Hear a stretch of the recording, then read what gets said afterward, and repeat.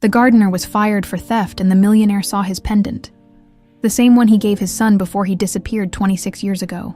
The morning sun cast long shadows across Highland Estate as Edward Miller carefully snipped a wilting leaf from his prized roses.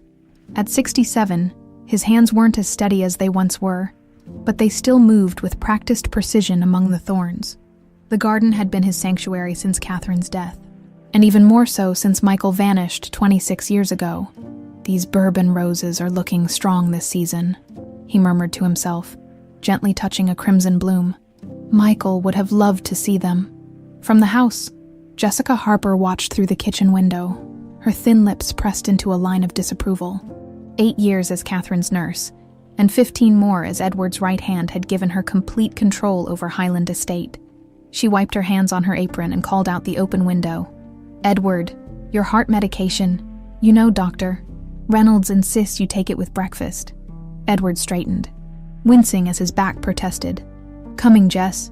As he walked toward the house, a movement near the gardener's cottage caught his attention. Cody emerged, tools in hand, his young face serious as always. For 8 months, the boy had tended the grounds with an almost reverent dedication. There was something about him that Edward couldn't quite place, something familiar that tugged at the edges of his memory. "Good morning, Mr. Miller," Cody called, keeping a respectful distance. "Morning, boy. The east section needs attention. Betty always said those roses were the thirstiest." At the mention of Betty, a shadow crossed Cody's face. "Yes, sir. I remember." Jessica appeared at Edward's side, small white pills in her outstretched palm. "Edward, inside. It's getting warm, and you know what the doctor said about overexertion." As Edward reluctantly followed Jessica inside, Cody's gaze lingered on them, something unreadable in his expression. Nicole Miller adjusted her sunglasses as she steered the rental car up the winding driveway toward Highland Estate. Beside her, her mother Amanda stared out the window, her once vibrant face now gaunt and pale. "I can't believe it's been 15 years, Amanda whispered. "Nothing's changed." Nicole squeezed her mother's hand. "You didn't have to come, Mom. We could have waited until you felt stronger." Amanda shook her head. "There's no time for waiting anymore, Nikki." A coughing fit doubled her over, and Nicole waited anxiously for it to pass. At 27, Nicole had just completed her forensic investigator training when her mother's mysterious illness accelerated. The decision to return to Highland Estate had been Amanda's, insistent and urgent despite her declining health. As they rounded the final curve, the mansion came into view, grand, imposing, and eerily unchanged. Nicole parked in front of the stone steps and helped her mother from the car. The front door opened before they reached it. Jessica Harper stood in the doorway, her surprise quickly masked by a welcoming smile that didn't reach her eyes. "Amanda, what an unexpected pleasure. Edward didn't mention you were coming." "He doesn't know," Amanda replied, her voice stronger than it had been in weeks. "It was a last-minute decision." Jessica's gaze shifted to Nicole, assessing. "And this must be little Nicole, how you've grown." Nicole extended her hand. "Ms. Harper, it's been a long time." "Indeed it has." Jessica's grip was cool and firm. "Edward is resting, his heart, you know. But come in. I'll prepare the East Wing rooms." As they entered the grand foyer, Nicole caught her breath. The memories came rushing back, running down these halls as a child, playing hide-and-seek with Michael during family gatherings before he disappeared, before everything changed. "I'll take Mom upstairs," Nicole said. "She needs to rest." Jessica's smile tightened. "Of course. I'll bring up some tea. Edward will be so surprised." As Nicole helped Amanda up the sweeping staircase, she felt Jessica's eyes boring into her back. Edward was dozing in his study when a knock at the door roused him. Jessica entered, her face uncharacteristically flustered. "Edward, you have visitors." "Amanda is here, with Nicole." Edward sat up straight, the fog of medication clearing instantly. "Amanda, here. Why wasn't I told they were coming?" "It was a surprise, apparently," Jessica replied, her voice neutral despite the tension in her shoulders. "They're settling in upstairs. Amanda doesn't look well." Edward stood, steadying himself against his desk. "What do you mean, what's wrong with her?" "I'm not sure yet, but it reminds me of..." Jessica hesitated. "Of what?" Edward demanded. Of Catherine, in the early days. The color drained from Edward's face. That's impossible, that was. It was a rare condition. The doctors said, I know what they said. Jessica soothed, taking his arm. Let me help you upstairs. And Edward, try not to upset yourself, your heart, remember. From the garden, Cody watched the newcomers through the roses. The younger woman, tall, confident, helped the older one from the car. Something about her struck him, sending a jolt of recognition through his chest. This had to be Nicole, Michael's cousin. Betty had described her, shown him old photographs, explained the connection. He hadn't expected her to return now, just as his plan was taking shape. Months of careful work, gaining Edward's trust, searching for evidence while avoiding Jessica's suspicious gaze, and now this complication. Cody retreated to the gardener's cottage and pulled out the old tin box hidden beneath a loose floorboard. Inside lay newspaper clippings, notes in Betty's spidery handwriting, and the silver medallion, his father's medallion. The angel's face gleamed in the afternoon light, the inscription still clear. To my son Michael, your blood is my blood, until eternity, Father. A soft knock at his door made him hastily hide the box. Through the window, he saw Nicole standing outside, her posture straight but hesitant, taking a deep breath. Cody opened the door, careful to maintain the persona he'd crafted. Can I help you, miss? Nicole studied him with keen eyes. I'm Nicole Miller, Edward's niece. I was hoping to speak with the gardener about the roses. My uncle mentioned you're quite knowledgeable. Cody Davis, ma'am. I've only been here 8 months, but I'd be happy to show you around. As they walked toward the main garden, Nicole cast a sideways glance at his profile. Have we met before, Mr. Davis? You seem familiar somehow. Cody kept his eyes on the path ahead. I don't believe so, Miss Miller. I think I'd remember. Back at the main house. Amanda Miller lay in her bed, her breathing labored. From her handbag, she withdrew a small leather-bound journal, its pages yellow with age, Catherine's diary, the one she'd managed to hide from Jessica years ago. When Nicole returned, Amanda beckoned her close, pressing the diary into her hands. Mom, what is this? Catherine's, Amanda whispered. Read it, decode it. She was always clever with her little codes, even as children. What am I looking for? Amanda's fingers tightened around Nicole's wrist with surprising strength. The truth, Nikki, about Michael, about Catherine's death. Her eyes darted toward the door. Nothing in Highland Estate is what it seems. Remember that? Mom, you're scaring me. Good, Amanda replied, her voice fading as exhaustion overtook her. You should be scared. We all should be. Outside the window, the roses swayed in the afternoon breeze, their thorns sharp and waiting. That night, Nicole sat cross-legged on her bed, Catherine's diary open in her lap. The leather binding was cracked with age, the pages filled with her aunt's elegant script. At first glance, it appeared to be ordinary entries about daily life, gardening notes, household accounts, social visits. But Nicole quickly noticed the pattern of dots beneath certain letters, a simple cipher she and Catherine had devised during childhood summers. Clever, Aunt Catherine, Nicole murmured, grabbing a notepad to work through the code. The first decoded message sent a chill down her spine. Jessica watches everything. Don't trust the medication, as she continued deciphering. A knock at her door made her jump. She slipped the diary under her pillow before calling, Come in. Jessica entered with a cup of steaming tea. I thought you might need this after your long journey. How's Amanda resting? Finally asleep, Nicole said, watching Jessica's eyes scan the room. Thank you for the tea. Of course. We're family, after all. Jessica placed the cup on the nightstand. Edward would like to see you in the morning. He's quite overwhelmed by your sudden arrival. I'm sure he is, Nicole replied, keeping her tone neutral. Mom was insistent we come now. Jessica lingered by the bookshelf, fingers trailing over old volumes. Amanda never did explain why she left so abruptly after Catherine's funeral. Some losses are harder to bear than others. Indeed, Jessica's smile didn't reach her eyes. Well, drink your tea before it gets cold. Good night, Nicole. After Jessica left, Nicole stared at the untouched cup. She waited 10 minutes, then quietly dumped the liquid into a potted plant, her aunt's warning echoing in her mind. The following morning, Edward sat in his study, gazing at an old photograph of Michael. The boy had his mother's eyes and Edward's stubborn chin. He looked up when Nicole entered, hastily returning the photo to a drawer. "Uncle Edward," Nicole said, embracing him. "It's been too long." "Look at you," Edward replied, his voice thick with emotion. "The spitting image of your mother at your age." He gestured to a chair. "Sit, please. Tell me about your work." "A forensic investigator. That's quite impressive," Nicole smiled. "Just finished my certification. I was planning to start at the county lab next month, but with Mom's condition," Edward's expression darkened. "Yes, Jessica mentioned Amanda isn't well. What exactly is wrong?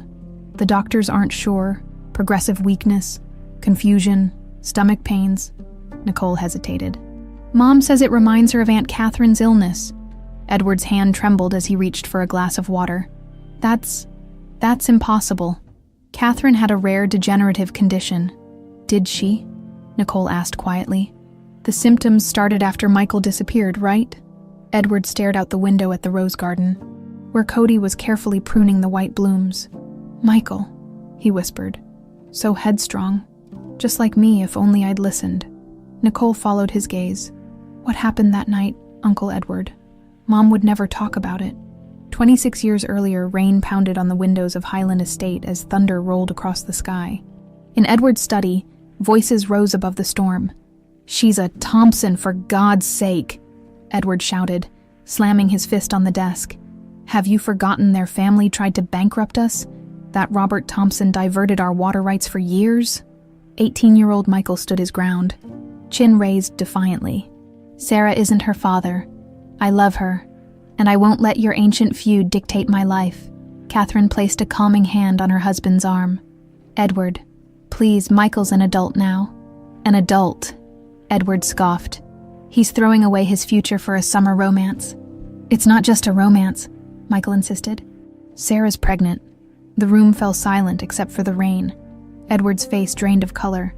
"You've made a Thompson girl pregnant," he finally said, his voice dangerously quiet. "Get out." "Edward?"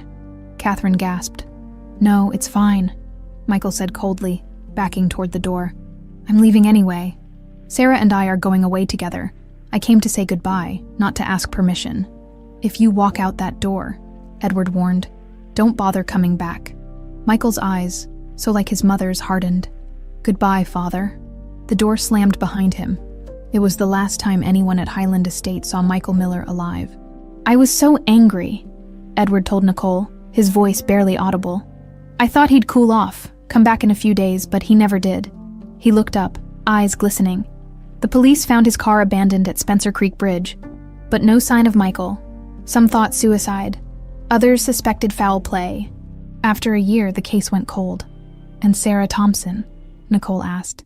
"Disappeared around the same time. Her father claimed she'd gone to live with relatives overseas." Edward passed a hand over his face. "Catherine never believed it. She started investigating on her own, but then her illness began. After she died, I just gave up." Nicole reached for his hand. "I'm sorry, Uncle Edward." A knock interrupted them. Jessica entered with a small pill case.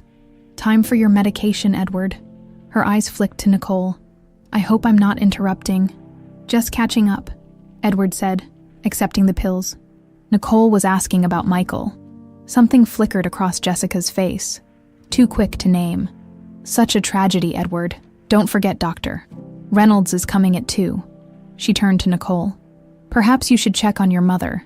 She seemed quite agitated this morning." After Jessica left, Edward swallowed his pills with a grimace. "Jessica's been my rock since Catherine died. Don't know what I'd do without her." Nicole nodded, watching how quickly the medication seemed to dull her uncle's eyes. "I should go see Mom. We'll talk more later."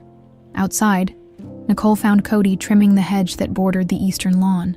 Something about his methodical movements captivated her, each cut precise, almost reverent. "You seem to genuinely care about these gardens," she said, approaching. Cody glanced up, then returned to his work. "Plants are honest, Miss Miller. They respond to how you treat them. No deception. Unlike people." A slight smile touched his lips. "I wouldn't know about that. How did you come to work at Highland Estate?" Betty, the previous gardener, was a family friend. When she passed, Mr. Miller needed help. Simple as that. Nicole studied his profile. There was something oddly familiar about his features. Did you know my cousin Michael? You'd have been very young, but Cody's shears slipped, nearly cutting his finger. No, ma'am. As I said, I've only been here 8 months. He looked toward the house. Miss Harper is watching us. She doesn't approve of the staff chatting with family. Nicole turned to see Jessica at an upstairs window, her posture rigid. Why doesn't that surprise me? She murmured. One more question. Have there been any thefts on the property recently? Cody's expression turned guarded. You should ask Miss Harper about that, ma'am. As Nicole walked away, she didn't see Cody slip his hand into his pocket, fingers closing around the silver medallion hidden there. That evening, Nicole continued decoding Catherine's diary in her room. The more she read, the more disturbed she became. Her aunt had documented increasingly suspicious behavior from Jessica. Missing medication, mysterious phone calls, unexplained access to estate accounts. A soft tap at her door startled her. Amanda entered, looking frailer than ever in her nightgown. Mom, you should be resting, Nicole said, helping her to a chair. No time for rest, Amanda whispered. Have you decoded it yet? Parts of it. Aunt Catherine was suspicious of Jessica. Amanda nodded. Catherine called me, a week before she died. Said she had proof Jessica was poisoning her. I was going to come, but then... She pressed a hand to her stomach, wincing. The diary was all she could hide in time. Mom, what are you saying? History repeats, Nikki. Amanda's eyes drifted to the window. Watch the new gardener. He's not what he seems either. Before Nicole could press further, a crash from downstairs interrupted them. They hurried to the hallway to find Edward kneeling beside a fallen display case. Precious family heirlooms scattered across the floor. Jessica was already there, helping Edward up. What happened? She demanded. Edward looked confused. I don't know. I thought I saw someone. Another missing episode. Jessica sighed, addressing Nicole and Amanda. The doctor says they'll get worse with time. Nicole bent to examine the case. The lock had been forced, and several items, including Catherine's antique locket, were missing. This wasn't an accident, she said. Someone broke in. Jessica's eyes narrowed. Nothing is missing. Edward simply had an episode. Catherine's locket is gone, Amanda insisted. It's been gone for years, Jessica countered. Right after your cousin disappeared, in fact. As they argued, Nicole noticed Cody watching from the garden door, his expression unreadable. When their eyes met, he quickly disappeared into the darkness. The following morning, a heated argument echoed from Edward's study. Nicole paused in the hallway, listening to Jessica's sharp tone cutting through the oak door. Edward, be reasonable. Things have been disappearing for weeks. First your father's pocket watch, then Catherine's pearl earrings, and now this. We don't know that Cody took anything, Edward replied, his voice weaker than Jessica's but still stubborn. The boy has been nothing but dedicated. That's how these people operate, Jessica insisted. They gain your trust, then take advantage. Betty vouched for him, but Betty's judgment was questionable in her final years. Nicole knocked and entered without waiting for permission. Jessica stood by the window, arms crossed, while Edward sat behind his desk looking exhausted. Is everything all right? Nicole asked. Jessica smiled thinly. Just a small staff issue, nothing for you to worry about. If it's about last night's break-in, I'd like to help, Nicole said. I am a trained investigator after all. Edward brightened. That's an excellent idea. These are family matters, Jessica countered. Besides, your mother needs you. Mom's resting comfortably, Nicole said, holding Jessica's gaze. And as family, I'm concerned about these thefts. Jessica's smile tightened. Very well. I've already called the police about Cody Davis. They'll be here this afternoon. Edward looked up, alarmed. You did what? Without consulting me. I was protecting you, Edward, as I always do. Jessica checked her watch. I need to prepare your noon medications, excuse me. After she left, Nicole turned to her uncle. You don't believe Cody's responsible. Edward sighed. I don't know what to believe anymore, but something about that boy. He reminds me of someone. Michael, Nicole suggested quietly. Edward's eyes widened. Yes, how did you? I noticed it too. Nicole sat across from him. Uncle Edward, how much do you actually know about Cody? Not much. Betty recommended him before she passed. Said he had a gift with plants. Edward rubbed his temples.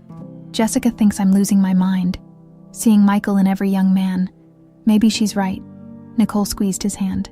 I don't think you're losing your mind, but I do think we should talk to Cody before the police arrive. They found Cody in the greenhouse, carefully transplanting rose cuttings. His movements were methodical, almost surgeon-like in their precision. He looked up as they entered, wiping soil from his hands. Mr. Miller, Miss Miller, Cody, Edward began awkwardly. There's been some concern about missing items from the house. The young man's face remained impassive. Miss Harper thinks I took them. Did you? Nicole asked directly. No, ma'am. I respect Mr. Miller and this property too much for that. Edward studied him. Jessica has called the police. They'll be here soon. Something flickered in Cody's eyes. Not fear, but calculation. I see. If you have nothing to hide. There's nothing to worry about, Nicole said, watching his reaction carefully. With all due respect, Miss Miller, the police tend to see what they expect to see. A young man with no family, working on a wealthy estate where items go missing. The conclusion seems obvious. You have no family? Edward asked. Cody hesitated. My mother died when I was young. I never knew my father. Nicole noted how he avoided direct lies while concealing the truth. Cody, if you're innocent, let us help you. But we need to know the truth. The truth, Cody repeated softly, turning back to his roses. The truth is complicated. Miss Miller, Edward stepped forward. I'm not going to let an innocent man be accused without a chance to defend himself. Jessica may run this house, but I still own it. Cody looked up, surprised at Edward's sudden firmness. Thank you, sir, but I think it might be better if I left. I've saved enough to... Nonsense, Edward interrupted. I won't hear of it. You're staying. At least until we sort this out. As they left the greenhouse, Nicole whispered to her uncle. That was unexpected. Edward straightened his shoulders. Sometimes Jessica forgets whose name is on the deed. By afternoon, dark clouds gathered over Highland Estate. Promising another thunderstorm, Nicole found Jessica in the kitchen, aggressively chopping vegetables. The police just called, Jessica said without looking up. They're delayed until tomorrow, apparently. Petty theft isn't a priority. That's unfortunate, Nicole replied, keeping her tone neutral. Uncle Edward has decided Cody stays until there's proof against him. Jessica's knife paused mid-chop. Edward isn't thinking clearly. His medication. About that, Nicole interrupted. What exactly are you giving him? His symptoms seem to worsen after each dose. Jessica's smile was cold as ice. I'm a registered nurse, Nicole. Edward's medication is prescribed by Dr. Reynolds. If you have concerns, take them up with him. She resumed chopping with renewed vigor, though I doubt he'll appreciate a newly certified forensic technician questioning his expertise. Investigator, Nicole corrected. And I'm not questioning his expertise, just your administration of it. Their standoff was interrupted by a crash of thunder, followed by Edward's voice shouting from the front of the house. They rushed to find him at the open door, rain pouring in as he called out to Cody, who was walking down the driveway with a duffel bag slung over his shoulder. Edward, close the door. You'll catch your death, Jessica scolded. Edward ignored her. Cody, come back here this instant. The young man paused, rain plastering his hair to his forehead, but didn't turn. Edward stepped onto the porch despite Jessica's protests. That's an order, not a request. Reluctantly, Cody trudged back toward the house. As he climbed the steps, his foot caught on the uneven stone. He stumbled, dropping his bag. The contents spilled across the wet porch. Clothes, a dog-eared book, and something small and silver that skittered to a stop at Edward's feet. The world seemed to freeze as Edward bent to pick up the medallion. His hands trembled as he turned the silver angel over, revealing the inscription on the back. Where did you get this? He whispered, voice barely audible above the rain. Cody stood motionless, rain streaming down his face. Sir, I can explain. This was Michael's. Edward looked up, his eyes wild. I gave this to my son on his 15th birthday. How do you have it? Jessica pushed past Nicole. He stole it, obviously, just like the other items. No, Edward said, his voice gaining strength. This wasn't in the house. Michael was wearing it the night he disappeared. A heavy silence fell, broken only by the pounding rain. Nicole stepped forward. "Cody, you need to tell us the truth now." The young man's shoulders sagged. "Can we go inside? It's a long story." In Edward's study, Cody sat with a towel around his shoulders, the medallion now on the desk between them. Jessica hovered near Edward, her face a mask of concern that didn't reach her eyes. "My mother was Sarah Thompson," Cody began, his voice steady despite his dripping clothes. "She died when I was 8. Betty raised me after that." Edward leaned forward. "Betty, our Betty." Cody nodded. "She was friends with my mother when Sarah died. Betty took me in, raised me in a small town about 50 miles from here. Convenient that neither woman is alive to verify this tale," Jessica commented. Cody ignored her. "Before she died, Betty told me about Highland Estate, about the Miller family. She said I had a right to know my history." He reached for the medallion. "She gave me this, said it belonged to my mother, who got it from a man she loved, a man named Michael Miller." Edward's face had gone pale. "If what you're saying is true, then you're Sarah Thompson's son," Cody finished carefully. "Yes, sir," Jessica scoffed. "This is absurd. He's clearly lying to avoid arrest. Sarah Thompson disappeared the same time Michael did. Everyone knows that." "Not exactly," Cody countered. "She went into hiding when she discovered she was pregnant. Her father would have disowned her for carrying a Miller child." Nicole studied him intently. "You said you were 8 when she died. That would make you 26, Cody supplied quickly. "The same age Michael would have been when he disappeared," Nicole noted. The timeline didn't quite add up, but she kept that observation to herself. Edward stood suddenly, swaying slightly. I need to think." He picked up the medallion, clutching it tightly. "No one is calling the police. No one is leaving until I figure out what's happening in my house. Everything stays as it is." He looked at Cody. "Including you, young man." As Edward left the room, Jessica close behind, Nicole remained, watching Cody's face carefully. "You're not telling the whole truth," she said once they were alone. A sad smile touched his lips. "No one in this house is, Miss Miller. Not even you." Nicole slipped into her mother's darkened room, moving quietly to avoid waking her. Amanda lay still, her breathing shallow, skin waxy in the dim light filtering through the heavy curtains. On the bedside table sat 3 amber prescription bottles with Jessica's precise handwriting on the labels. Carefully, Nicole photographed each bottle with her phone, then using a small plastic bag from her pocket, collected a sample from each. As she worked, Amanda's eyes fluttered open. "Nikki," she whispered, "be careful." Nicole took her mother's hand.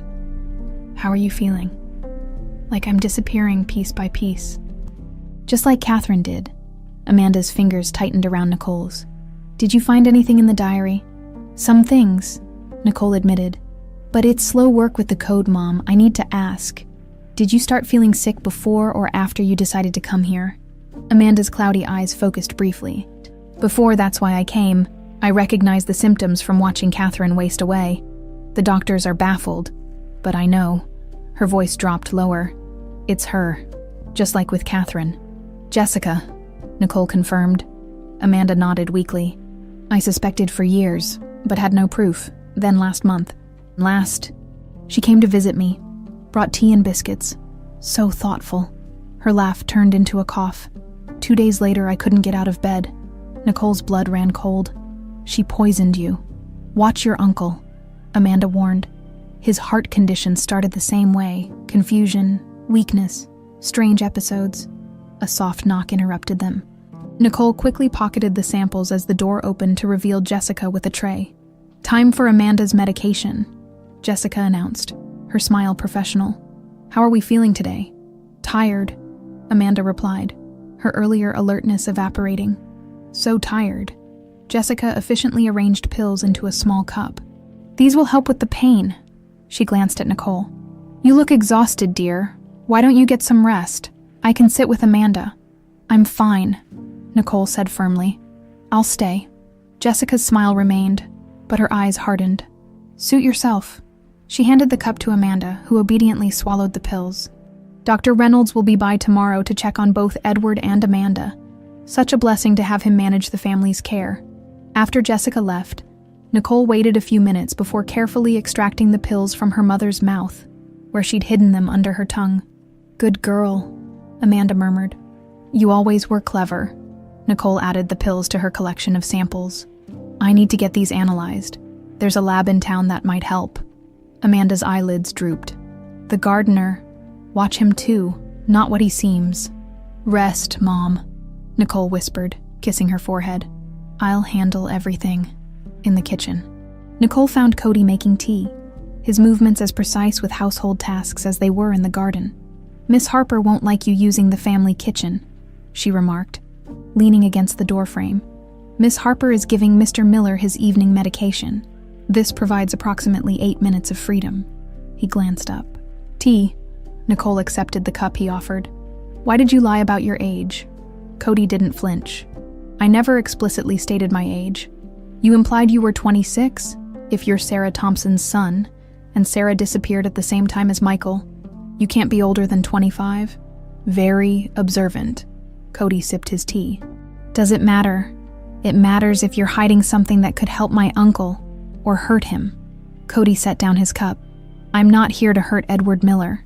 "Then why are you here? The truth this time."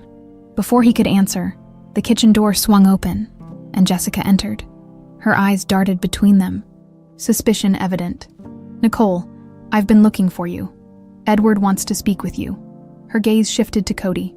"I believe the eastern hedges need attention, Davis." Cody nodded respectfully. "Just finishing my break, ma'am." He rinsed his cup and slipped past Jessica, who watched him with narrowed eyes. "You should be careful around him," Jessica said once he was gone. "His story doesn't add up." "No," Nicole agreed. "None of the stories in this house seem to add up." Jessica's smile was tight. "Edward is waiting in his study." Edward sat behind his desk, the medallion in his hands, turning it over repeatedly as if it might reveal new secrets with each rotation. "You wanted to see me?" Nicole asked, closing the door behind her. Edward looked up, his eyes clearer than she'd seen since arriving. "I haven't been taking my medication," he confessed. "Not since yesterday. My mind feels sharper." Nicole sat across from him. "Maybe that's because you don't need as much as you've been given." Edward's brow furrowed. "What are you suggesting?" "Uncle Edward, do you remember when your heart condition was diagnosed?" He thought for a moment. "About 5 years ago, I started having episodes. Confusion, weakness. Jessica was concerned and called Dr. Reynolds. He's been treating me since. And Dr. Reynolds is an old colleague of Jessica's from her nursing days. He retired to private practice." Edward's eyes narrowed. "Nicole, what are you getting at?" "I'd like to take samples of your medication to be analyzed." Edward stared at her. "You think Jessica is—" "No, that's impossible. She's cared for this family for decades." "Uncle Edward, my mother is experiencing the same symptoms Catherine had, and now you. Don't you find that strange?" Edward clutched the medallion tighter. "Even if what you're suggesting were true, why, what would Jessica gain?" "Control of Highland Estate," Nicole said simply. "She's been managing everything for years, with you increasingly dependent on her, and no direct heirs." "But Michael's son," Edward trailed off, looking down at the medallion. "If he is Michael's son," Nicole cautioned, "we only have his word and a medallion that could have been acquired in other ways." Edward sank back in his chair. "I don't know what to believe anymore." He pushed a small leather box across the desk. "My medication. Take what you need for your tests." Nicole carefully collected samples. "I'll have answers soon. Until then, keep pretending to take the pills and watch Cody. We still don't know his true intentions." The town's medical laboratory was small, but well-equipped. Dr. Sanchez, an old friend of Nicole's from university, agreed to analyze the samples as a personal favor. "This is highly irregular," she said, labeling the containers. "You realize I should be asking for proper documentation." "I know, Elena, but this is family. I think someone's being poisoned." Dr. Sanchez raised an eyebrow. "That's a serious accusation. What am I looking for?" "Start with common neurotoxins. Something that would cause progressive weakness, confusion, stomach aches, heart palpitations." "That narrows it down to about 50 substances." Elena sighed. "I'll run the tests. But if I find something illegal, I'm obligated to report it. I'm counting on it, Nicole replied, when Nicole returned to Highland Estate. She found her mother's room empty, the bed neatly made. Panic surged through her until she heard voices from the garden. Through the window, she spotted Amanda in a wheelchair, Edward beside her, both watching Cody work among the roses. Jessica approached from behind. "The fresh air is good for them both," she said, her voice startling Nicole. "Your mother insisted despite my concerns about her strength. How thoughtful of you to allow it," Nicole replied, not bothering to hide her sarcasm. Jessica's professional mask slipped for just a moment, revealing something cold and calculating beneath. "Family is everything to me. Nicole, I've dedicated my life to caring for the Millers, something you might understand if you hadn't stayed away for 15 years. Is that why you visited my mother last month? Out of family dedication?" Jessica's expression didn't change, but Nicole noticed her hands tighten briefly. Someone had to check on Amanda. Edward was too ill to travel. How convenient that she became ill right after your visit. "Coincidences happen," Jessica said smoothly. "Just like Cody Davis showing up right after Betty died. Just like you arriving now, when Edward is most vulnerable." She glanced at her watch. "Excuse me, it's time for Edward's medication."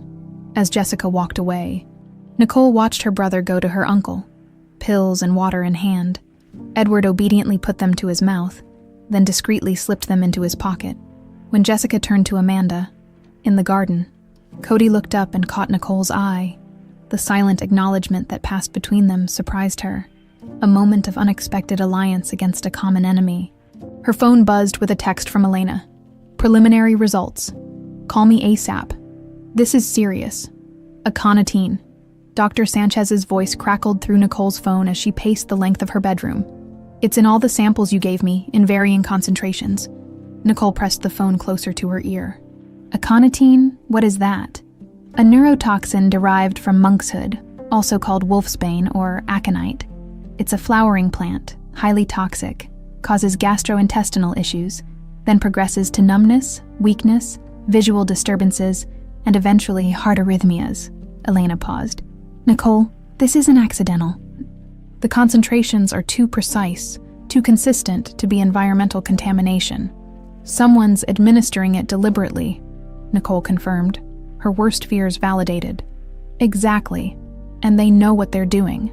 Small doses over time, building up in the system, it mimics numerous natural illnesses, making it hard to detect unless you're specifically looking for it." Another pause. "You realize I have to report this to the authorities." "I know, but give me 24 hours first. I need to gather more evidence." After ending the call, Nicole sat on the edge of her bed, Catherine's diary open beside her. The latest decoded entries painted a clear picture of her aunt's growing suspicion of Jessica, but suspicion wasn't proof, and proof was what she needed to protect her family. A soft tap at her door made her quickly hide the diary. "Come in." Cody entered, closing the door quietly behind him. "Miss Harper is occupied with your mother." "We don't have much time." Nicole studied him, weighing her options. Finally, she decided to take a chance. "The medications my uncle and mother have been taking contain aconitine, a poison derived from a plant." If Cody was surprised, he didn't show it. "Monkshood. It grows in the northeastern corner of the property. I've been removing it systematically since I arrived." "You knew," Betty suspected. Before she died, she'd been collecting samples of Catherine's medication. Her notes mentioned symptoms consistent with aconite poisoning. Nicole leaned forward. "Cody, it's time for the whole truth. Who are you really?" He hesitated, then straightened his shoulders. "Not here. There's something I need to show you first. Michael's old room. Have you been inside?" "It's been locked since I arrived. Jessica keeps the key, but I know another way in. Meet me there in 20 minutes. 3rd floor, East Wing." The 3rd floor of Highland Estate was rarely used, filled with guest rooms that hadn't seen visitors in years. Michael's room stood at the end of the hallway, door firmly closed with a heavy padlock securing it. Nicole arrived to find Cody already waiting, silently indicating she should follow him. He led her to the adjacent room, then to a connecting bathroom. Removing the mirror above the sink revealed a small service passage. "The original owners built maintenance passages between rooms," he explained. "Betty showed me when I first arrived. The passage was narrow and dusty, clearly unused for decades. They emerged into Michael's bedroom, frozen in time like a museum exhibit to a lost son. Posters of 90s rock bands adorned the walls, trophies lined a shelf, and a collection of baseball caps hung on hooks. "Jessica keeps it exactly as it was," Cody said softly. "Comes in weekly to dust, but nothing is ever moved or removed." Nicole ran her fingers over the desk, examining framed photographs. Michael with his parents. Michael playing baseball. Michael grinning at the camera with his arm around a pretty blonde girl. "Sarah Thompson," Cody confirmed, noticing her interest in the photo. "She was beautiful." "Yes, she was." His voice carried a weight of sadness that seemed too personal for someone who claimed to have lost his mother at 8. Nicole turned to face him. "What are we looking for? Betty told me Michael had a hiding place, somewhere even his parents didn't know about." Cody moved to the bookshelf, scanning the titles. She wasn't sure exactly where, but thought it might be near his favorite books. They searched methodically, checking behind picture frames, under floorboards, inside the mattress. Finally, Nicole noticed a slight discoloration on the wall behind the headboard. Pressing against it revealed a loose panel that slid aside, exposing a small cubbyhole. Inside was a metal box, rusty with age. Nicole pulled it out with trembling hands and placed it on the bed between them. The lock was old and yielded easily to Cody's pocketknife. The contents were a time capsule of young love and desperate plans. Letters from Sarah to Michael, tied with faded ribbon, a small ultrasound image, a map with a route marked in red, leading to a town hundreds of miles away, and beneath everything, a journal with Catherine's name inscribed on the first page. "This isn't the same diary my mother gave me," Nicole said, flipping through the pages. "Catherine must have kept multiple journals," Cody suggested. "This one seems more personal." The entries were not coded but written in clear, increasingly frantic language. Nicole read aloud from the final pages. June 15th. Michael has been gone a week. Edward refuses to call the police, insisting he'll return when he comes to his senses. I found Sarah's number and called her parents home, but Robert Thompson said she'd left for Europe. I don't believe him. Something is terribly wrong. June 20th. Jessica suggested a private investigator, someone discreet who won't embarrass the family. I agreed, desperate for any help. She recommended someone she knew from nursing school whose brother works in law enforcement. July 3rd. The investigator found nothing. It's as if both Michael and Sarah vanished into thin air. Edward is drinking heavily. Jessica has moved into the guest room to be available at all hours. July 15th. I'm beginning to feel strange. Stomach pains, dizziness. Doctor says it's stress and prescribed rest. Jessica has been preparing all my meals, insisting I need to keep up my strength.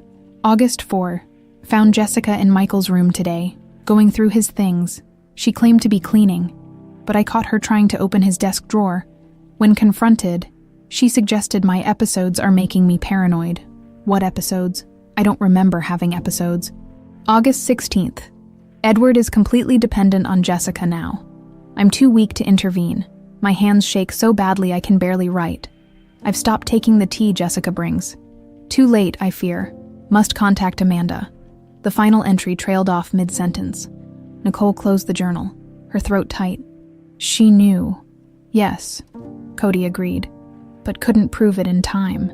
Nicole picked up one of Sarah's letters, reading silently before looking up at Cody with widening eyes. This letter. Sarah tells Michael she's 2 months pregnant. She's excited but terrified about their plan to run away together. She shuffled through the remaining letters. The last one is dated the day before Michael disappeared. They were meeting at Spencer Creek Bridge to leave town together. Cody reached for the ultrasound image. Their child. You. Nicole met his gaze steadily. That's what you couldn't tell us downstairs. You're not just Sarah's son. You're Michael's son, too. You're a Miller. Before Cody could respond, a distant crash followed by a shout echoed through the house. They quickly replaced everything except Catherine's journal and hurried back through the passage. Downstairs, they found Amanda collapsed on the parlor floor, Jessica kneeling beside her. Checking her pulse, Edward stood frozen in the doorway, face ashen. What happened? Nicole demanded, rushing to her mother's side. She insisted on walking unassisted. Jessica explained, her voice clinical. Against my explicit instructions, She collapsed before I could reach her. Amanda's eyes fluttered open, focusing on Nicole. "Don't," she whispered. "Don't drink." "Shh. Save your strength," Jessica soothed, efficiently administering an injection. "This will help with the pain." "What are you giving her?" Nicole asked sharply. "A mild sedative Dr. Reynolds prescribed." Jessica's smile was professional but cold. "Edward, you should take your medication as well. All this excitement isn't good for your heart." Edward's hand went to his chest. "Perhaps you're right. I do feel rather strange."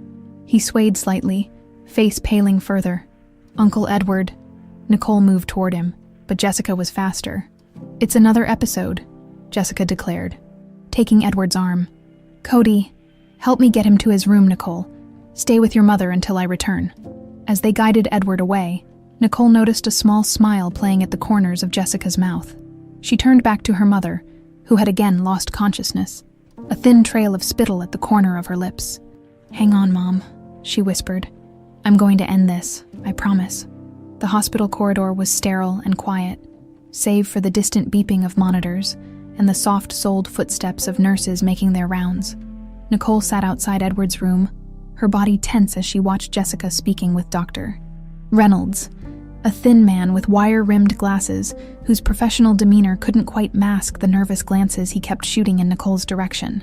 "Heart arrhythmia, that's the official diagnosis," Jessica announced as she approached Nicole. "Dr. Reynolds wants to keep him overnight for observation, but he's confident Edward will recover with proper medication." "What a relief," Nicole replied, her voice deliberately neutral. "And what about the blood tests I requested? The toxicology screen?" Jessica's smile tightened. "Dr. Reynolds doesn't believe those are necessary given Edward's known condition." "I insist," Nicole said, standing to match Jessica's height. "As does my uncle." Dr. Reynolds cleared his throat. "Miss Miller, your uncle's symptoms are consistent with cardiac arrhythmia.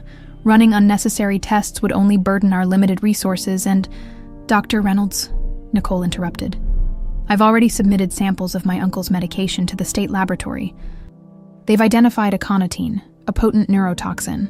I'd hate to inform them that Highland General Hospital refused to conduct standard toxicology screenings on a potential poisoning victim." The doctor's face paled. "Poisoning? That's a serious accusation." "One easily verified with proper testing," Nicole countered. Jessica placed a reassuring hand on the doctor's arm. "James, perhaps it's best to humor them. When the tests come back negative, it will put these ridiculous suspicions to rest." Dr. Reynolds nodded stiffly. "I'll order the tests, but I maintain that this is unnecessary." As he walked away, Jessica's composed facade slipped just enough for Nicole to glimpse the fury beneath. "You're making a mistake, Nicole. Your accusations are causing unnecessary stress for everyone, especially Edward. I'm not the one hurting him, Jessica." Jessica leaned closer, her voice dropping to a whisper. "Be careful. You have no idea what you're doing." Before Nicole could respond, the elevator doors opened, and Cody stepped out, looking distinctly uncomfortable in the hospital environment. "How is he?" he asked, keeping a cautious distance from Jessica. "Stable," Nicole replied. "Mom, no change. The nurse is with her." Cody shifted his weight. "Mr. Davis from the sheriff's office is at the estate. He wants to speak with you about the items you reported missing." Jessica's eyebrows rose. "You called the sheriff without consulting me." "I'm a forensic investigator reporting potential evidence in what I believe is a criminal case," Nicole replied calmly. "I don't need your permission." Jessica's smile returned, cold and calculating. "Of course. Well, I'll stay with Edward. He'll want a familiar face when he wakes." She turned, pausing to add, "Cody, I believe your presence here is inappropriate. You should return to your duties." After she disappeared into Edward's room, Nicole led Cody to a quiet corner of the waiting area. "Any news from your lab contact?" he asked. "Elena confirmed aconitine in all the samples." Nicole replied, "She's reported it to the authorities, but it could take days for them to act. We don't have that kind of time." Cody nodded. "What do you need from me?" Nicole studied him, making a decision. The truth. All of it. This time. They found a small cafe across from the hospital, quiet enough for private conversation. Cody wrapped his hands around a coffee mug, staring into its depths as if gathering courage. Betty raised me, just as I told Edward, he began.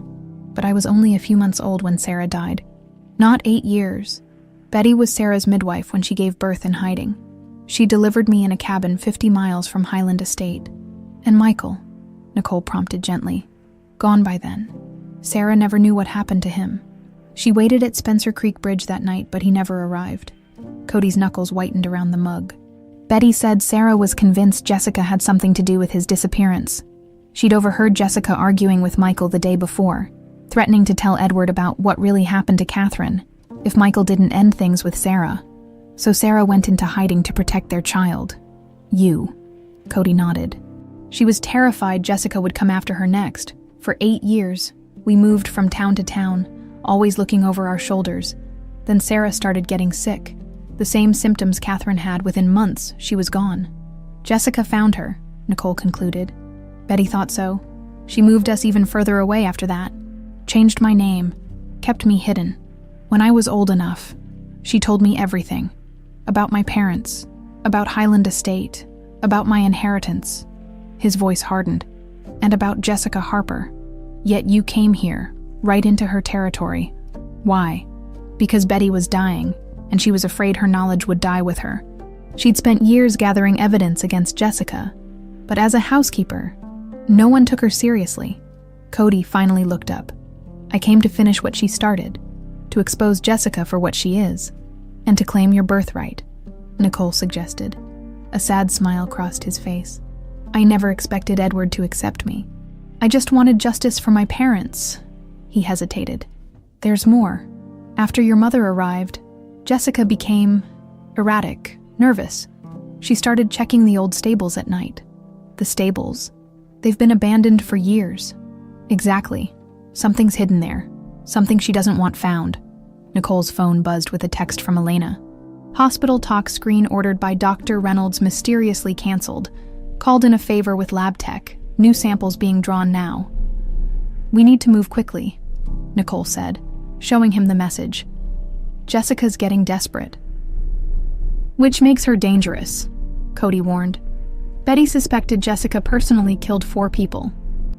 Michael, Catherine, Sarah, and an old caretaker who caught her tampering with Catherine's food. If she thinks we're close to exposing her, Nicole's mind raced with possibilities. We need proof, concrete evidence that will convince the authorities to act immediately. The stables, Cody suggested. Whatever she's hiding there, it must be important. Tonight, then, Nicole decided. After everyone's asleep.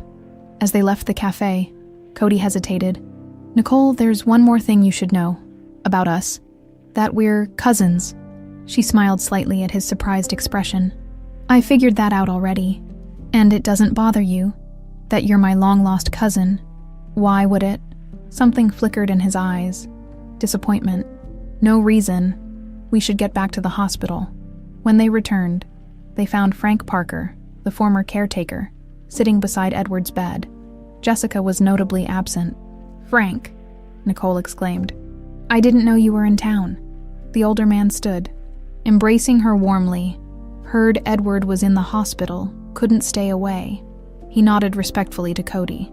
You must be Betty's boy. She spoke highly of you in her letters. You knew Betty? Cody asked, surprised. For 40 years, Frank confirmed.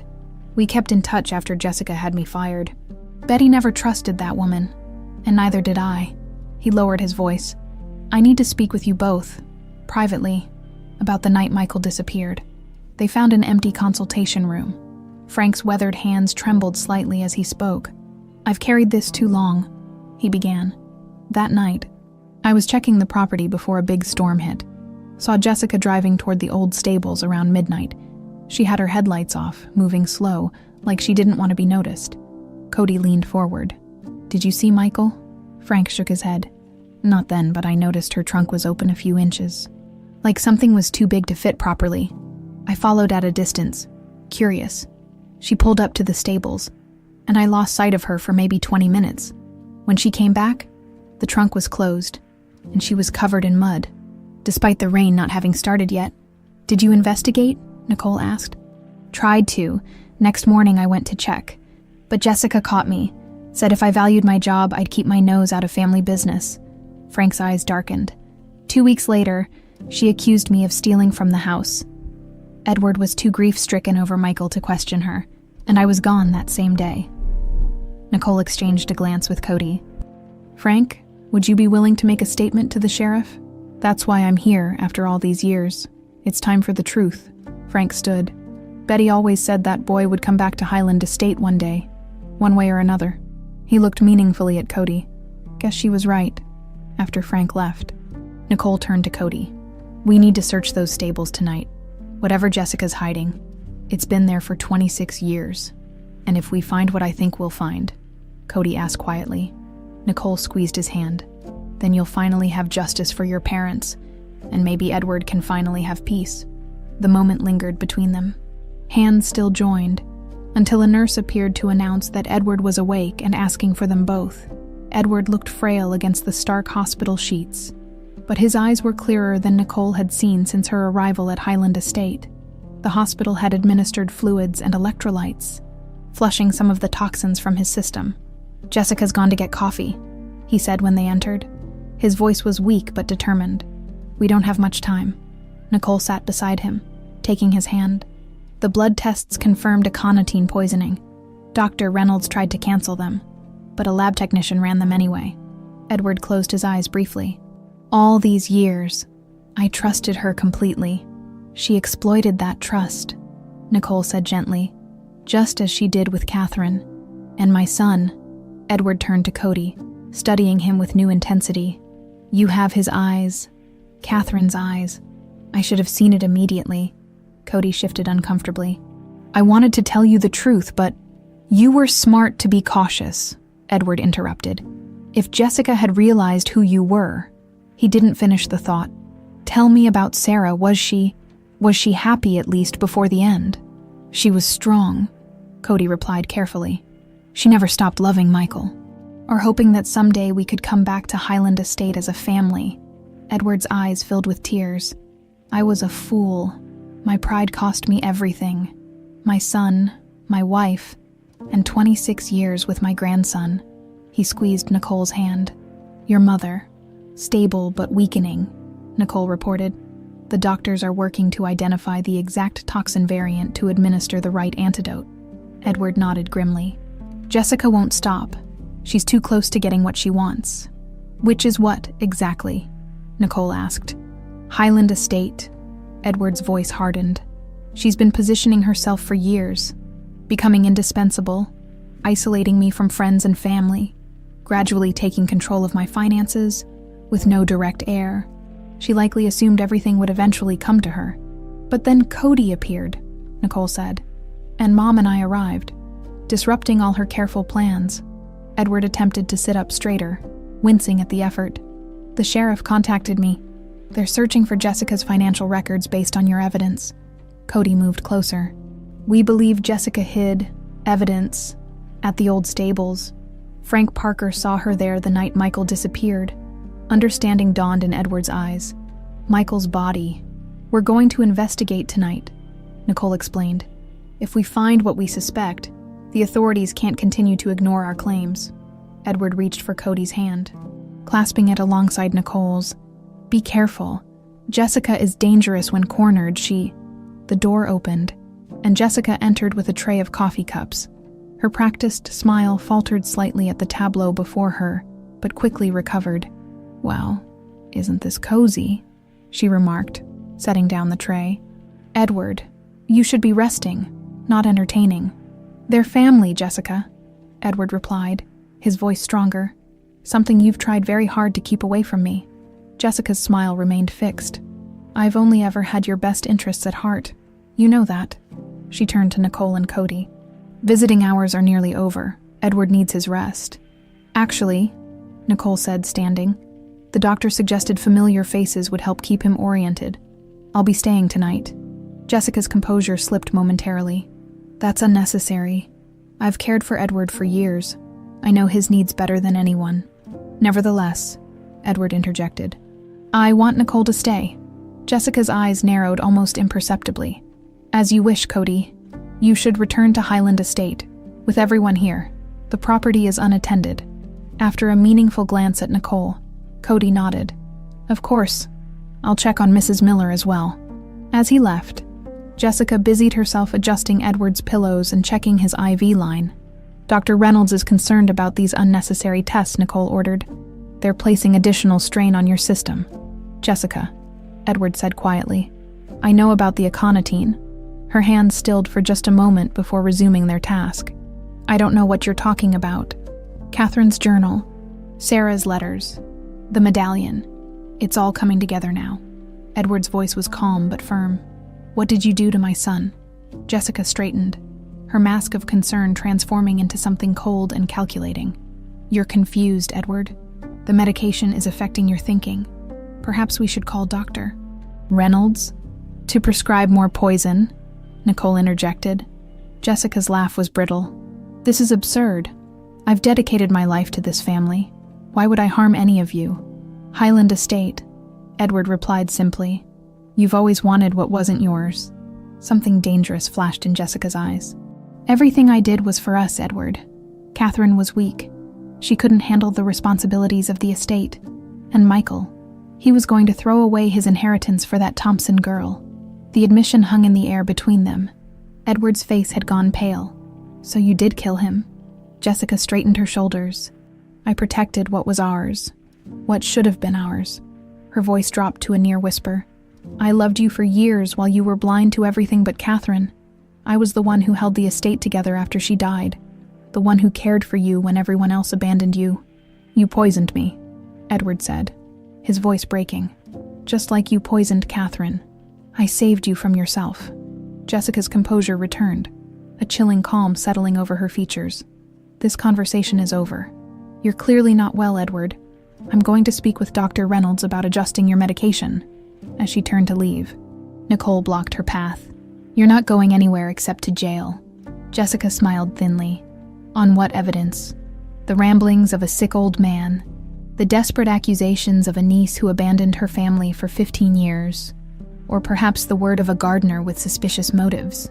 She stepped closer to Nicole. Choose your next move carefully. People have accidents at Highland Estate with alarming frequency. With that, she brushed past Nicole and out the door. At Highland Estate, Cody moved through the shadowy halls with practiced stealth. He'd learned the rhythm of the old house during his months there, which floorboards creaked, which doors hinged silently, making his way to Amanda's room. He found her sleeping restlessly, her breath shallow and labored. Gently, he placed a hand on her forehead. Hang on, Mrs. Miller. Just a little longer. As he turned to leave, something on the nightstand caught his eye. A prescription bottle with Jessica's handwriting that hadn't been there that morning. Carefully, he pocketed it, then continued to Betty's old room in the servants' wing. The room remained untouched since her death, preserved more out of convenience than sentiment. Cody moved directly to the loose floorboard beneath the small writing desk, retrieving a weathered leather journal, Betty's record of her suspicions spanning decades. As he leafed through the familiar pages, a new urgency gripped him. Betty had documented everything. Jessica's strange behavior around Catherine's medication, her unusual interest in estate finances, her private meetings with Dr. Reynolds. The last entry, dated just 3 days before Betty's death, sent a chill down his spine. Jessica found me checking the stables today. I think she knows I suspect. The medication she gave me for my high blood pressure tastes bitter. I've stopped taking it, but I fear it's too late. If anything happens to me, the truth is buried where Michael rests. God forgive us all for our silence. Cody closed the journal, a cold determination settling over him. Tonight, after 26 years, Michael Miller would finally be found. A sudden noise from downstairs startled him. Moving cautiously to the window, he saw Jessica's car pulling up the driveway. She emerged.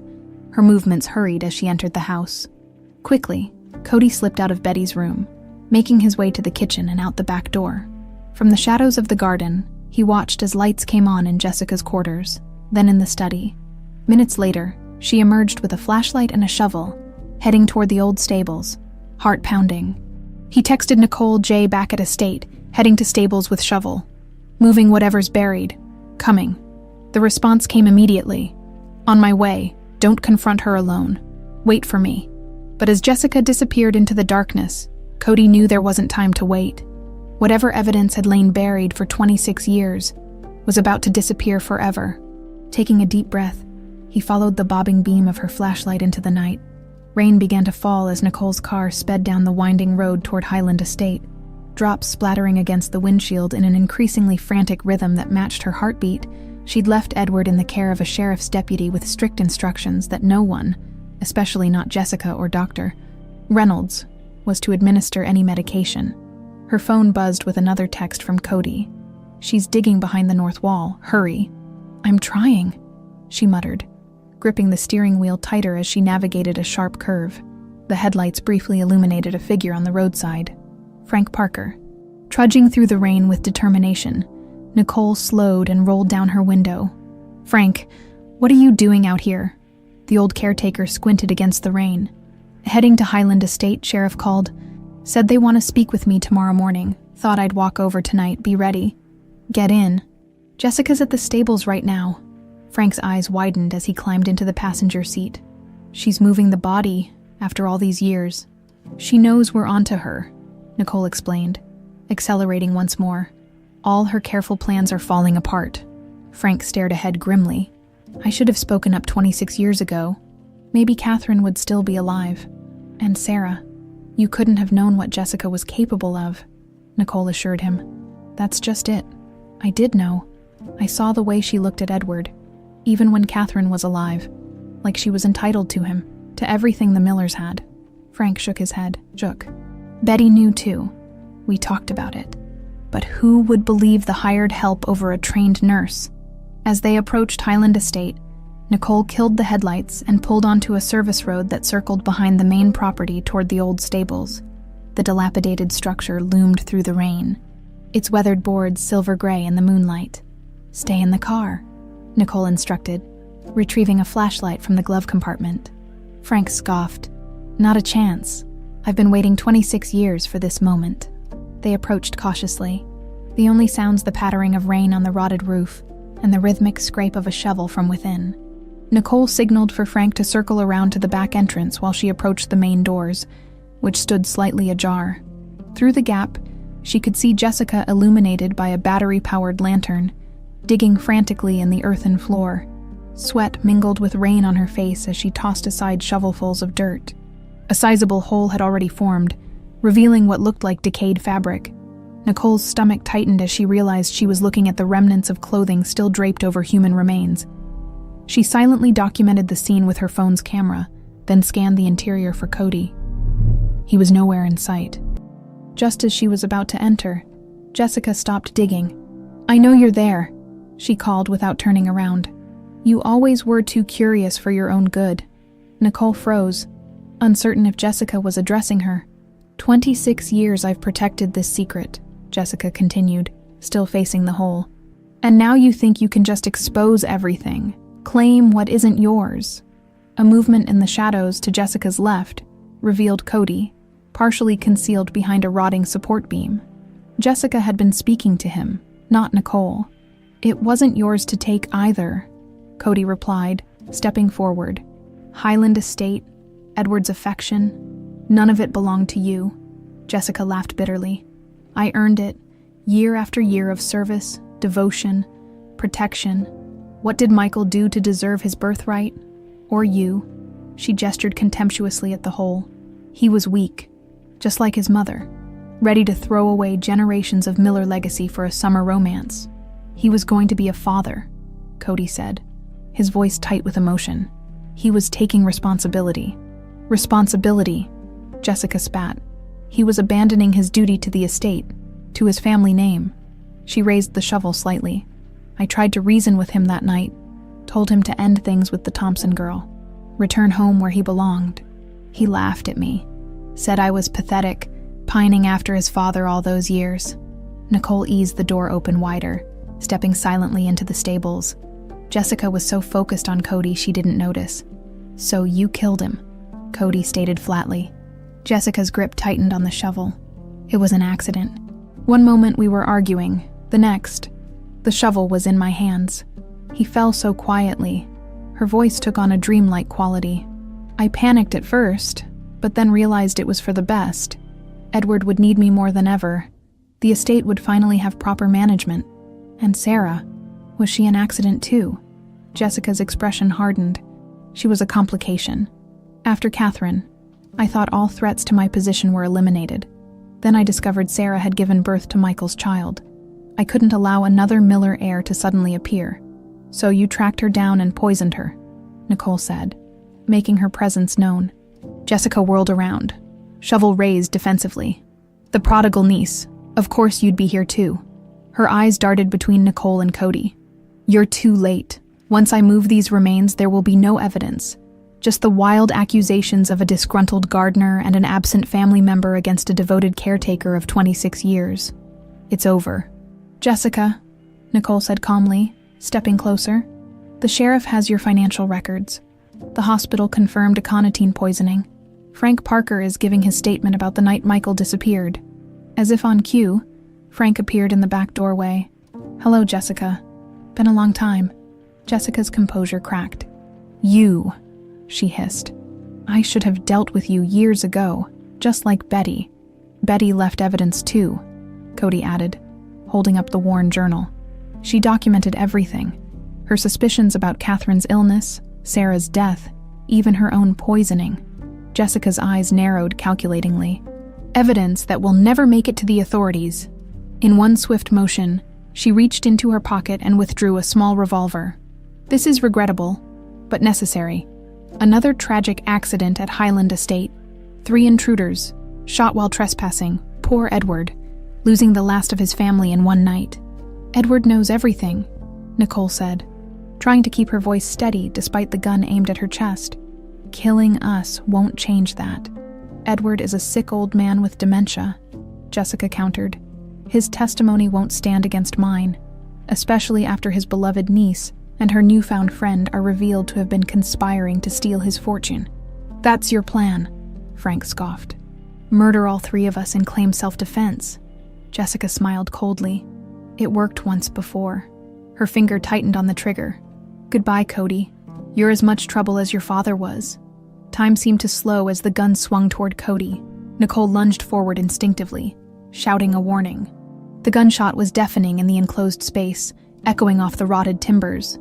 Pain exploded in Nicole's shoulder as the bullet found her instead of its intended target. She staggered backward, dimly aware of Cody shouting her name. Through a haze of shock, she saw Frank tackle Jessica from behind, the gun skittering across the dirt floor. Cody was at her side instantly, pressing his jacket against the wound. Nicole, stay with me. I'm okay, she managed, though the spreading warmth beneath his makeshift compress suggested otherwise. Get the gun. Jessica and Frank struggled on the ground, the older man's strength surprising as he pinned her arms. You ruined everything, she screamed, her composure completely shattered. The estate was supposed to be mine. Edward was supposed to be mine. Cody carefully leaned Nicole against a post and moved toward the gun. Jessica, seeing his intention, renewed her struggle against Frank with manic strength, freeing one arm to claw at his face. The old caretaker yelled in pain as her nails raked across his eye. In the moment of distraction, Jessica broke free, scrambling toward the gun. Cody reached it first, backing away with the weapon raised. Jessica froze, then slowly smiled. You won't shoot me, she said with chilling confidence. You're not a killer. No, came a new voice from the doorway. But I am. Jessica turned to find Edward Miller standing in the entrance, pale but steady. Another revolver, an antique from his study, pointed directly at her. Edward, she breathed. You don't understand. I did everything for you, for us. You killed my son, Edward replied, his voice breaking. Poisoned my wife, destroyed my family. Jessica's face contorted with rage. They were weak, unworthy. I was the only one who truly cared for Highland Estate, who understood its legacy. Highland Estate was never about land or legacy, Edward said softly. It was about family, something you could never understand. As if punctuating his words, sirens wailed in the distance, drawing closer by the second. Jessica's eyes darted wildly between the 3 people and the gun in Edward's hand. With a cry of desperation, she lunged toward him. The ancient revolver discharged with a thunderous crack, the recoil nearly knocking Edward off his feet. Jessica stumbled, a look of shocked betrayal on her face as she pressed her hand against the spreading red stain on her abdomen. She turned toward the hole she'd dug, toward Michael's remains, and crumpled beside them, the killer falling alongside her victim after 26 years. The hospital corridor was a blur of activity, sheriff's deputies taking statements, medical personnel rushing between rooms, and the occasional flash of a crime scene photographer documenting evidence. Nicole sat on an examination table, wincing as a doctor finished bandaging her shoulder. "You're lucky," the doctor remarked, securing the final piece of tape. "The bullet went straight through, missed anything vital. A few weeks of physical therapy, and you'll barely notice it happened." Nicole nodded absently, her thoughts elsewhere. "My mother and uncle. Your uncle is stable. The shot he fired took a lot out of him, but physically he's recovering well." The doctor's expression softened. "Your mother's case is more complex. The toxin had been building in her system for weeks. We've started treatment. But," he left the sentence unfinished. "But it might be too late," Nicole finished for him. "Let's focus on one day at a time," he replied diplomatically. "The sheriff is waiting to speak with you when you're ready." After he left, Nicole carefully pulled on a clean shirt that a nurse had provided. Her blood-stained blouse had been taken as evidence, along with the bullet removed from her shoulder. It all felt surreal. The gunshot, Jessica's confession, Edward appearing like an avenging angel at the stable door. A soft knock preceded Sheriff Wilson's entrance. The woman was in her 50s, with sharp eyes that missed nothing, and the weathered face of someone who'd seen the worst of human behavior. "Ms. Miller, how are you feeling?" "Like I've been shot," Nicole replied with a weak smile. The sheriff nodded, pulling up a chair. "I've got statements from your uncle and Mr. Parker. I need yours to complete the picture." For the next 20 minutes, Nicole recounted everything, finding Catherine's diary, discovering the aconitine poisoning, the secrets in Michael's room, and finally, the confrontation at the stables. The sheriff took notes, occasionally asking for clarification, but otherwise listening silently. "Jessica Harper is in surgery," she said when Nicole finished. "The doctors aren't optimistic. Your uncle's shot punctured her liver. And if she survives, she'll face multiple charges: first-degree murder for Michael Miller, second-degree murder or manslaughter for Catherine Miller and Sarah Thompson, attempted murder for you, your mother, and your uncle." Sheriff Wilson closed her notebook. "Plus fraud, poisoning, and likely more as we dig deeper." "What about my uncle?" "He shot her. Self-defense. She was armed and had already shot you. No jury would convict him." The sheriff stood. "We've recovered the remains from the stable. The medical examiner will confirm identity, but the medallion found with the body strongly suggests it's Michael Miller." Nicole nodded, throat tight. "His son should know. Cody Davis." "Yes, we'll need his statement too." The sheriff paused. "There's something else you should know. The lab work on your mother's blood samples showed recent exposure to a much higher concentration of aconitine than we found in your uncle's system." Nicole's stomach dropped. Jessica was accelerating the poisoning. "Looks that way. With everything falling apart, she was tying up loose ends." Sheriff Wilson's expression was grim. "I've stationed a deputy outside your mother's room, just in case Jessica has accomplices we don't know about yet." After the sheriff left, Nicole made her way to her mother's room. Amanda lay motionless, connected to various machines monitoring her vital signs. The steady beep of the heart monitor provided small comfort. She was alive, but for how long? Nicole sat beside the bed, taking her mother's cold hand. "You were right, Mom. About everything. We found Michael. We stopped Jessica." Tears spilled down her cheeks. "Now you just need to wake up so we can go home. All of us together." A gentle clearing of throat announced Cody's presence. He stood awkwardly in the doorway, a disposable cup of coffee in each hand. "Thought you might need this," he said, offering one to Nicole. "Thanks." She accepted gratefully, the warmth seeping through her fingers. "Have you seen Edward?" Cody nodded, taking the seat opposite her. "They're discharging him tomorrow. The doctor says being off Jessica's medication for the past few days has already improved his condition dramatically." They sat in companionable silence, the rhythmic beeping of Amanda's monitors the only sound. Finally, Nicole spoke. "What happens now? With you and Edward, I mean." Cody stared into his coffee. "I don't know. For so long, my goal was exposing Jessica. I never really thought beyond that." You're his grandson, his only living descendant. By blood. Yes, but I'm a stranger to him. Cody hesitated. And there's more. The truth I couldn't tell either of you before. He took a deep breath. Jessica was partly right about one thing. Michael and Sarah did plan to run away together, but they weren't just running from Edward's disapproval. They were running from Jessica. Nicole leaned forward. What do you mean? The night Michael disappeared, he wasn't meeting Sarah at Spencer Creek Bridge. He was confronting Jessica at the stables. Cody's voice dropped. According to Sarah's diary, which Betty kept all these years, Michael had discovered that Jessica was slowly poisoning Catherine. He had evidence, samples of medication, notes of Catherine's symptoms. He threatened to expose her if she didn't leave Highland Estate forever. And instead, she killed him. Nicole's hand tightened around her cup. Does Edward know this part? Cody shook his head. Not yet. I wanted to wait until he was stronger. He deserves the whole truth, no matter how painful. I know. Cody finished his coffee, crushing the cup slightly. There's more. The medallion. I didn't find it among Sarah's possessions as I implied. Betty recovered it from Michael's body the night he was killed. Nicole stared at him in shock. Betty knew all along where Michael was buried. She witnessed Jessica bury him. Cody confirmed. She was too afraid to come forward directly. Jessica had already threatened her. Instead, she took the medallion as evidence and spent years building a case against Jessica, gathering small pieces of proof. His expression darkened. When she finally felt ready to approach the authorities, she started experiencing symptoms. Jessica had poisoned her too. That's why Betty sent you, her last hope for justice. Cody nodded.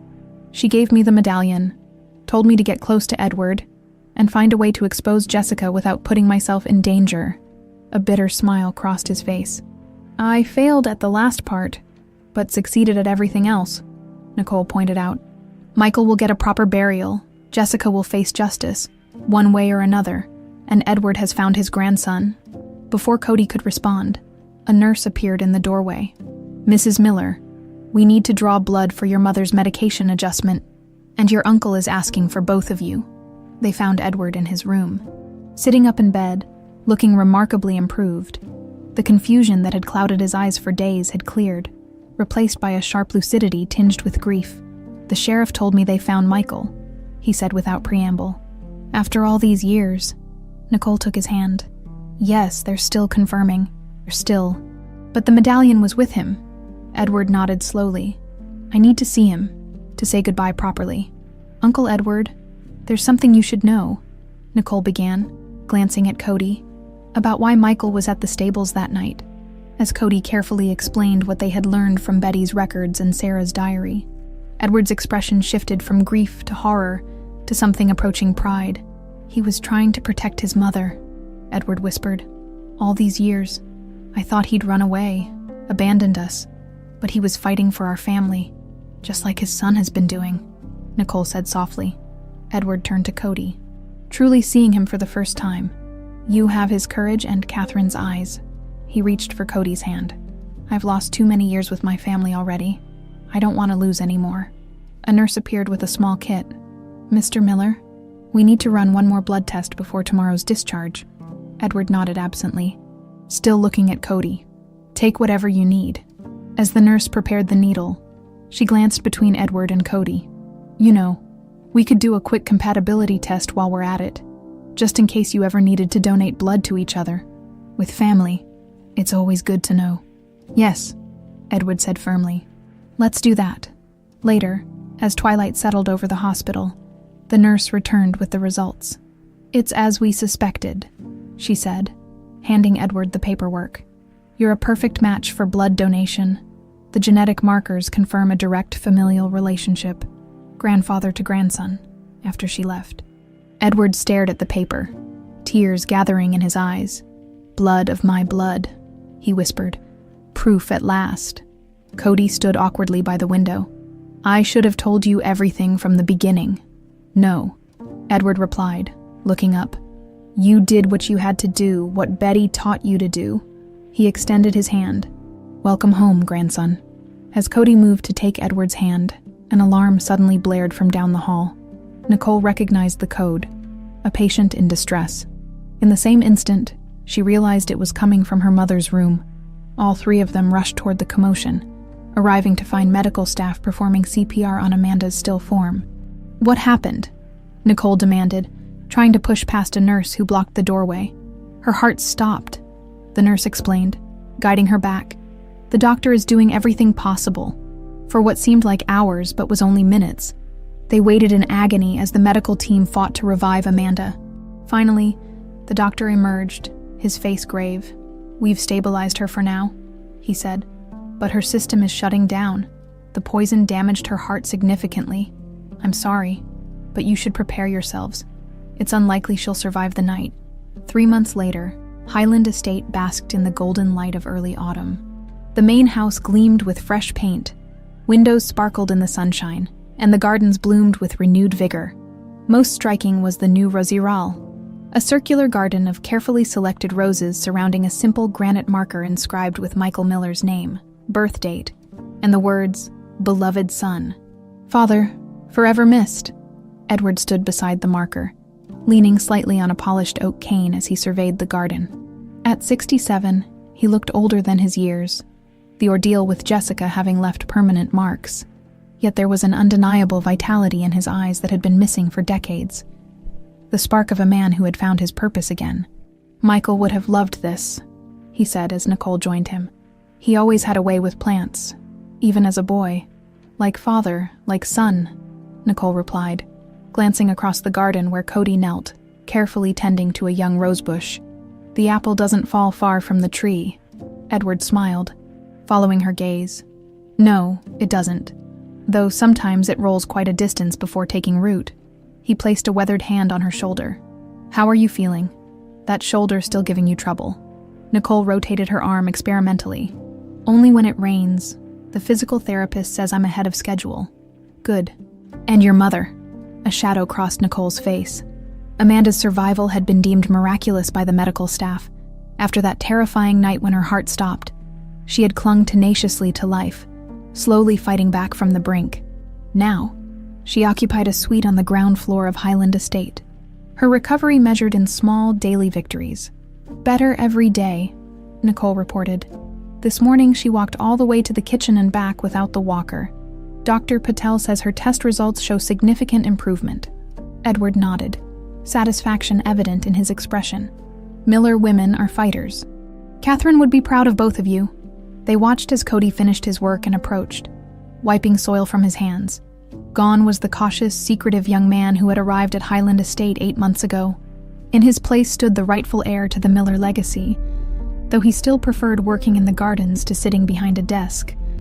"The Abraham Darby roses are thriving," he reported. "Another month and they'll be established enough for the winter." Edward gestured toward the main house. "Come inside, both of you. The sheriff called earlier. There's news." In Edward's study, the changes were subtle but significant.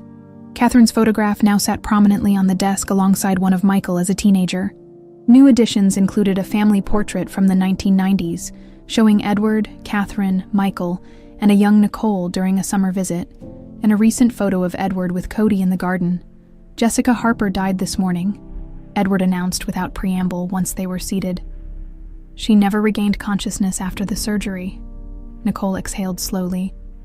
"I can't say I'm sorry." "Nor I," Edward agreed, "though I do regret firing that shot, not because she didn't deserve it, but because taking a life, any life, leaves a mark on one's soul. The sheriff ruled it self-defense," Cody reminded him. "She had already shot Nicole and was threatening all of us." Edward waved a dismissive hand. "The legal ruling doesn't change the moral weight." He opened a desk drawer and withdrew a thick envelope. "Jessica's personal effects were released to me as her former employer. Among them was this." He pushed the envelope across the desk. Inside was a small leather-bound book, Jessica's diary. Its pages contained a meticulous record of her crimes. Thoughts and plans spanning nearly 3 decades. She documented everything, Edward said quietly. Michael's murder, Catherine's poisoning, her search for Sarah and subsequent killing of her, Betty's accidental death, even her plans for Amanda and, eventually, me. He pointed to a hand-drawn map tucked between the pages. She even marked locations around the property where she buried evidence. Syringes, medication bottles, even items stolen from the house that she used to frame others. Cody studied the map, his expression grim. All this time, the evidence was right here on the grounds. She never expected anyone to search, Nicole observed. Her arrogance was her ultimate downfall. Indeed. Edward reclaimed the diary, returning it to the drawer. The sheriff considers the case closed. Michael's remains will be released for proper burial next week. He looked up at Cody. I'd like to enter him officially in the family plot with Catherine. He would want that. Cody agreed softly. A companionable silence fell over the room, broken only by the distant sounds of Amanda's physical therapist guiding her through exercises in the sunroom. Finally, Edward cleared his throat. I've been putting my affairs in order, he announced. Part of that process involves formally acknowledging Cody as my grandson and heir. Nicole smiled. That's wonderful, Uncle Edward. There's more. Edward shifted his gaze to Cody. I want you to take over management of Highland Estate. Not just the gardens, but everything. The finances, the business operations, the legacy. Cody looked startled. I'm not prepared for that. I don't have the education or experience. You'll learn, Edward interrupted. Just as Michael would have, Highland Estate was always meant to pass to my son, and now to his son after him. His expression softened. Unless you don't want it, I would understand if you preferred a different path. It's not that, Cody said quickly. Highland Estate has been part of me my entire life. Even when I was far from here, it's just a tremendous responsibility, which is why you won't face it alone. Edward turned to Nicole. I've spoken with your supervisor at the county lab. They're willing to hold your position for another 6 months, while you help Cody learn the ropes here if you're willing. Of course. Nicole felt a flutter of surprise, followed by something warmer, a sense of rightness, of pieces falling into place. I'd like that, she said simply. Edward beamed. Excellent now. There's one more matter to discuss. He fixed them both with a knowing look. I may be old, but I'm not blind. I've seen how you two look at each other when you think no one is watching. Nicole felt heat rush to her cheeks as Cody suddenly found the carpet extremely interesting. Uncle Edward, she began. Let me finish, he said gently. You're technically first cousins once removed.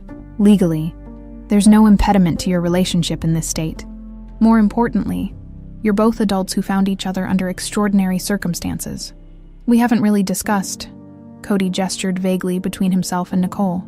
Well, perhaps you should, Edward suggested with a hint of mischief.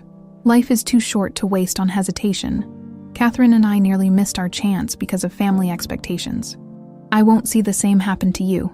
Before either could respond, Amanda appeared in the doorway, leaning on her walker but standing straighter than she had in weeks. Are you giving romantic advice, Edward? She asked, amusement coloring her voice. Because your own track record is hardly exemplary, Edward laughed, the sound youthful and carefree. Perhaps not, but I did get one thing right. I married for love, despite my parents' objections. Best decision I ever made. Amanda made her way to an empty chair, settling into it with a satisfied sigh. Nicole, help me to the garden later. I want to see the new roses. Of course. Mom, Amanda's gaze shifted to Cody. And you, young man, Betty would be proud of you. She always said you had Miller determination. Thank you, Mrs. Miller, Cody replied softly. That means a great deal. The conversation drifted to more mundane matters. Plans for dinner, updates on the estate renovations, a discussion of which roses might be added to the garden next spring. Through it all, Nicole felt a profound sense of peace. The nightmare that had haunted Highland Estate for decades had finally ended. In its place, a new family was taking root, bound by blood, choice, and shared healing.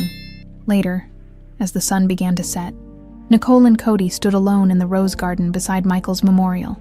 The first star appeared in the darkening sky, a silent witness to the moment. Your grandfather is quite the matchmaker, Nicole observed, breaking the comfortable silence. Cody smiled. Is it working? Instead of answering, Nicole reached for his hand, intertwining their fingers. What happens next, Cody Miller? He looked startled at the surname, then thoughtful. I haven't decided if I'll take the Miller name yet. You should. It's your birthright. She squeezed his hand. Besides, it suits you, as twilight deepened around them. A soft breeze carried the scent of roses through the garden. Among the carefully tended bushes, a single red bloom opened its petals to the night, the first flower on the bush planted directly over where Michael had rested for 26 years. Its vibrant color seemed to glow in the gathering darkness, a promise of renewal, of life persisting. Despite all odds, Edward watched from the terrace. Amanda beside him, neither spoke, as their niece and grandson lingered in the garden, two silhouettes gradually becoming one as the distance between them disappeared. "Life finds a way," Amanda murmured finally,